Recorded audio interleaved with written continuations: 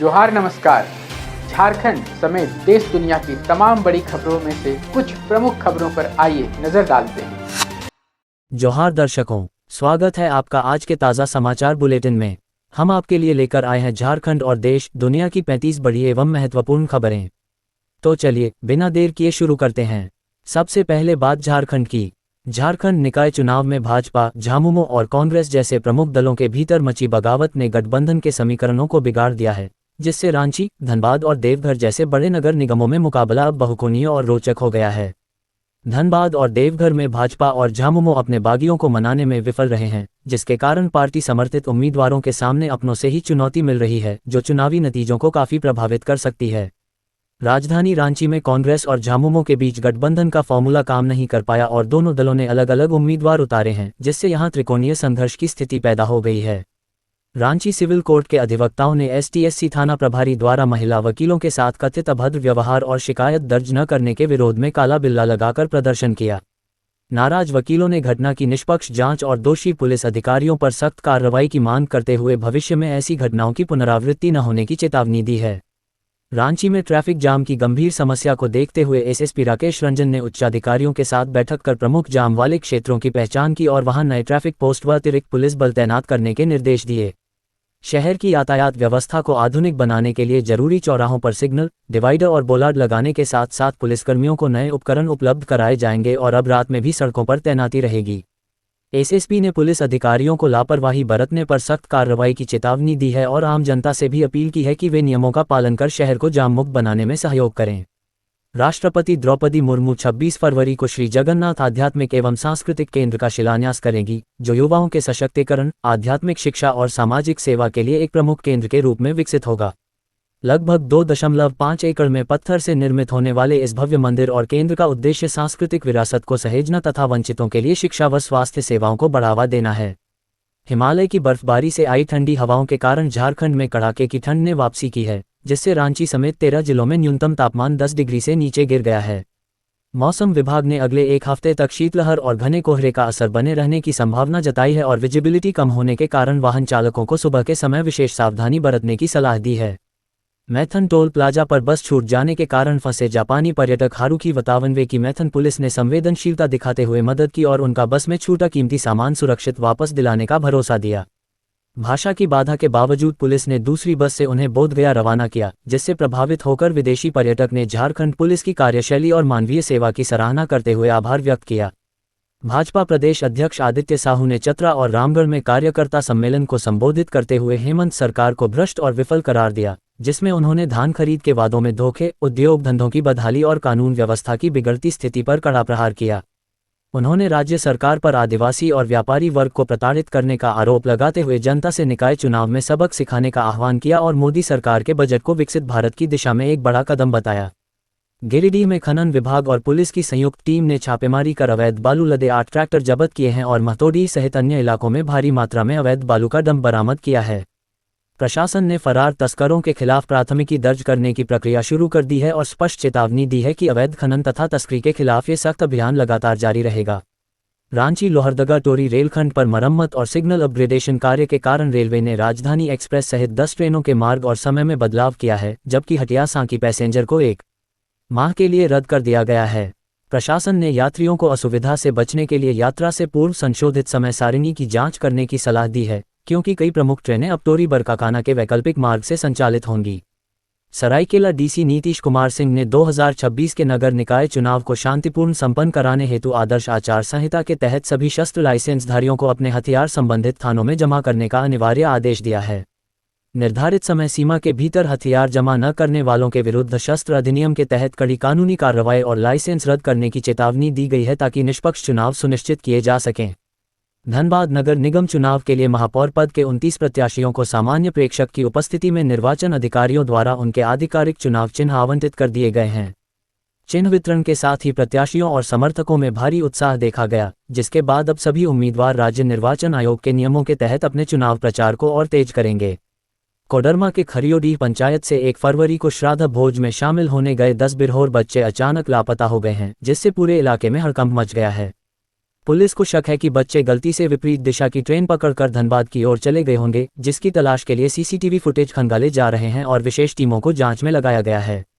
जमशेदपुर में अंतर्राष्ट्रीय आतंकियों और स्लीपर सेल की सक्रियता की खुफिया सूचना के बाद सुरक्षा एजेंसियां हाई अलर्ट पर हैं, जिसके तहत दिल्ली पुलिस की स्पेशल सेल ने छापेमारी की और इंटरपोल ने स्थानीय निवासी सैयद मोहम्मद अर्शियान के खिलाफ रेड कॉर्नर नोटिस जारी किया है।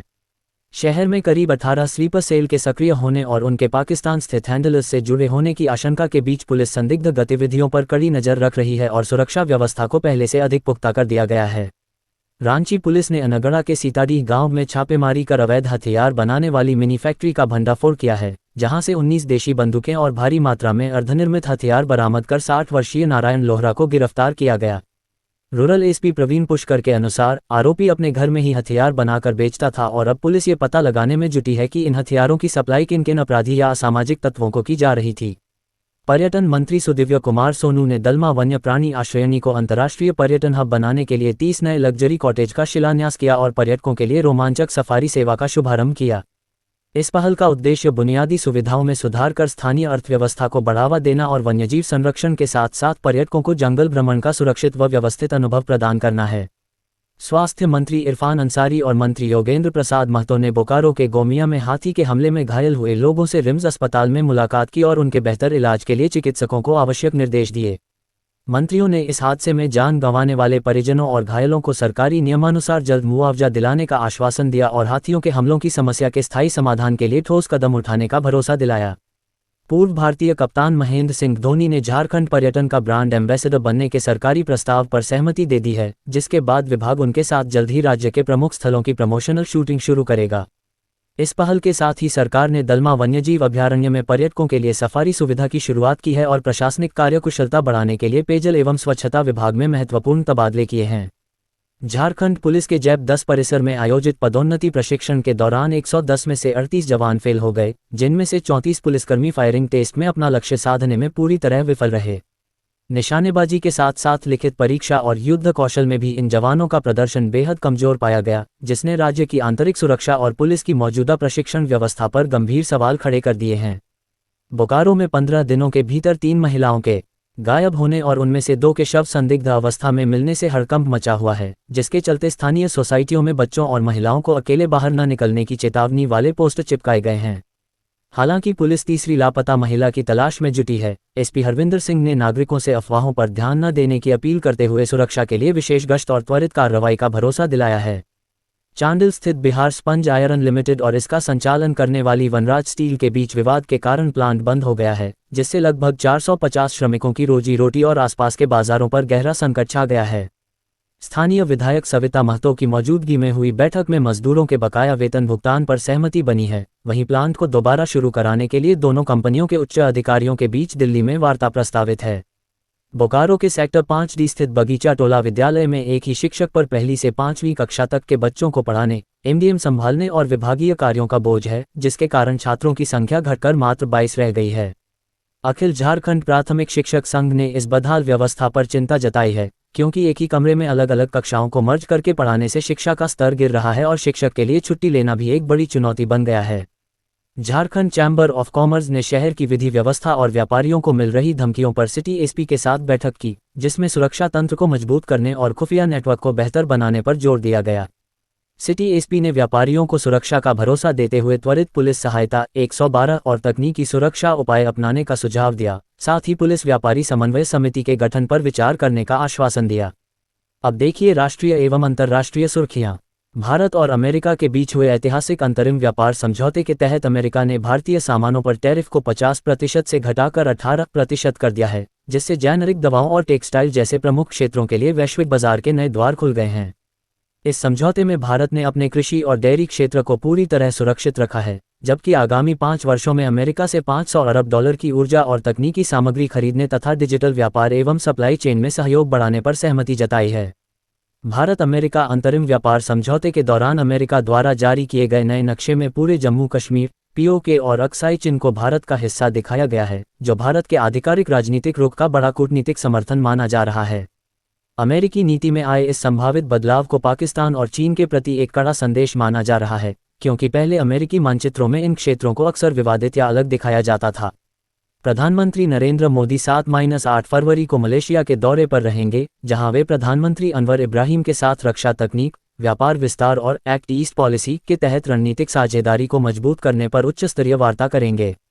इस दौरे के दौरान 15,000 प्रवासियों की मौजूदगी में एक भव्य सांस्कृतिक कार्यक्रम का आयोजन होगा, जिसमें 800 कलाकारों द्वारा रिकॉर्ड नृत्य प्रदर्शन के माध्यम से भारत की समृद्ध सांस्कृतिक विविधता को प्रदर्शित किया जाएगा।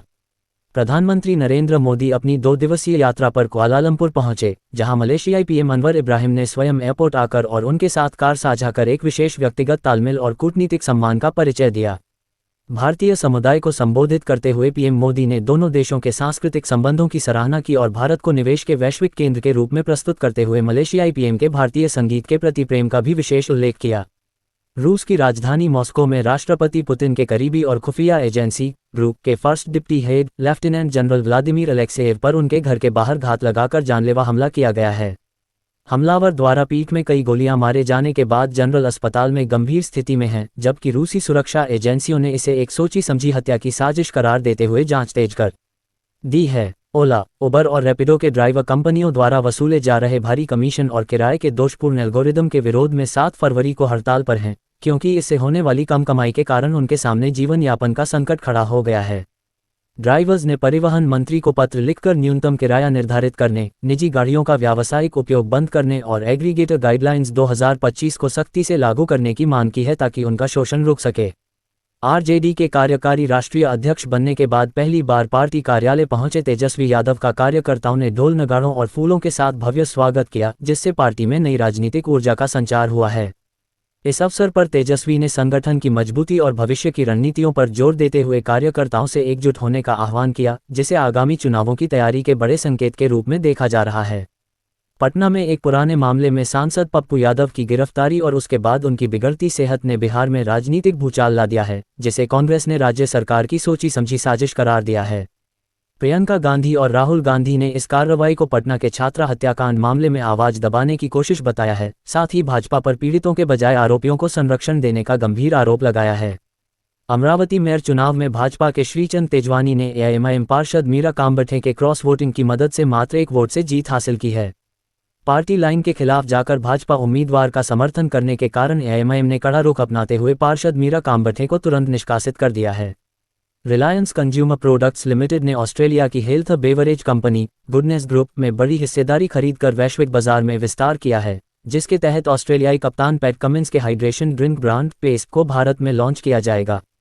कंपनी का लक्ष्य अपनी मजबूत सप्लाई चेन के जरिए अगले 5 वर्षों में 50 पश्चिमी बाजारों तक पहुंचना और किफ़ायती दाम पर उच्च गुणवत्ता वाले हेल्थ व फिटनेस पे पदार्थ उपलब्ध कराकर एक वैश्विक एफएमसीजी ब्रांड बनना है। भाजपा ने आगामी पश्चिम बंगाल विधानसभा चुनाव के लिए विकसित बंगाल संकल्प पत्र अभियान शुरू किया है, जिसके तहत पार्टी बंद कमरों के बजाय जनता, उद्योगपतियों और पेशेवरों से सीधे सुझाव लेकर अपना घोषणापत्र तैयार करेगी। 18 फरवरी तक चलने वाले इस अभियान के माध्यम से Bhajpa 1000 drop box, toll free number और डिजिटल माध्यमों से लोगों की राय जुटाएगी, ताकि राज्य में एक निवेश अनुकूल और जनप्रतिनिधित्व वाली सरकार बनाने का रोडमैप तैयार किया जा सके। 2012 बैच की आईएफएस अधिकारी स्नेहा दुबे अपनी प्रखर कूटनीति के लिए जानी जाती हैं, जिन्होंने 2021 में संयुक्त राष्ट्र महासभा UNGA में तत्कालीन पाकिस्तानी पीएम इमरान खान द्वारा कश्मीर मुद्दा उठाने पर उन्हें करारा जवाब देकर वैश्विक स्तर पर सुर्खियां बटोरी थीं। गोवा और जेएनयू से शिक्षित स्नेहा ने अपने पहले ही प्रयास में यूपीएससी पास की थी और वर्तमान में वे UNGA में सलाहकार के रूप में कार्यरत रहते हुए भारत के पक्ष को मजबूती से अंतर्राष्ट्रीय मंच पर रख रही हैं। उत्तर प्रदेश के बलिया जिले के रूपवार तवायफ गांव का नाम वहां के निवासियों के लिए सामाजिक कलंक बन गया है, जिसके कारण युवाओं को नौकरी मिलने और लड़कियों के विवाह तय होने में भारी अपमान और बाधाओं का सामना करना पड़ रहा है। नाम से जुड़ी नकारात्मकता और शर्मिंदगी को खत्म करने के लिए ग्रामीणों ने सरकार से गांव का नाम बदलकर देवपुर या कोई अन्य सम्मानजनक नाम रखने की पुरजोर मांग की है। ये थी आज की 35 बड़ी खबरें। अगर आप ऐसे ही अपडेट्स पाना चाहते हैं तो हमारे YouTube चैनल को सब्सक्राइब करें, Facebook पेज को लाइक करें और इस वीडियो को लाइक एवं शेयर जरूर करें। फिर मिलेंगे अगले बुलेटिन में। तब तक के लिए जोहार और नमस्ते।